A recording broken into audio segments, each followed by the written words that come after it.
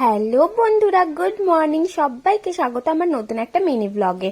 সকাল সকাল ঘুম থেকে উঠে পড়েছি, বাগানের গাছগুলোকে রোদে দিলাম আর মাথায় অয়েলিং করে নিলাম, বিকজ আজকে স্যাটারডে।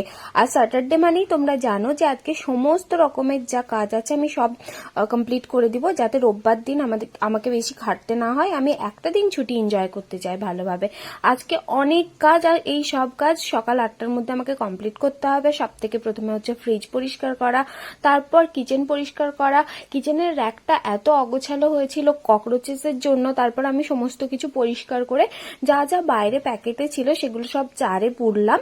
তারপর পরিষ্কার করতে গিয়ে আমার চোখে পড়লো এই কাশ্মীরি কাওয়াটা, যেটা বড়মশাই আমাকে এনে দিয়েছিল, কিন্তু আমার এটা খাওয়াই হয়নি। পুরো শীত চলে গেল, দেখো আমার খেয়ালই নেই। তো আজকে আমি দেখলাম এটার মধ্যে চায়ের পাতা, গ্রিন টির পাতা আছে, এলাচ আছে, আলমন্ড আছে, আর তার সাথে আছে রোজ পেটেলস, আরো অনেক কিছুই আছে। এটা অনেক রেসিপি মধু টধু দিয়ে বানিয়ে খেতে হয়।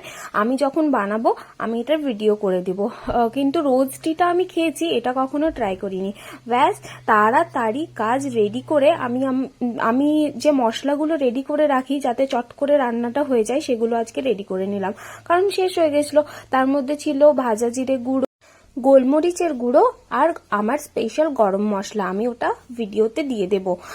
আর তারপর আমি চান টান করে ভালোভাবে পরিষ্কার হয়ে, দিদি যেহেতু মুছে টুছে দিয়ে চলে গেছিল, ঘর আমার সব কমপ্লিট, তাই পুজোটা করে চলে গেলাম রান্নাঘর। স্যাটারডে আমার ব্লগস যারা যারা দেখো তারা জানো আজকে আমার বাড়িতে নিরামিষ খিচুড়ি হবে।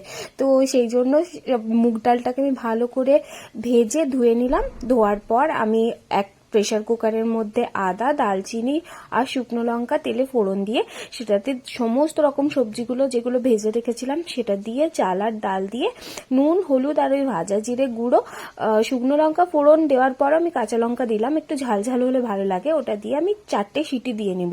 আর খিচুড়ির সাথে একটু আলু ভাজা, বেগুনি না হলে চলে। বরমশাই চলে এসছে, কাল দেখা হবে, টাটা।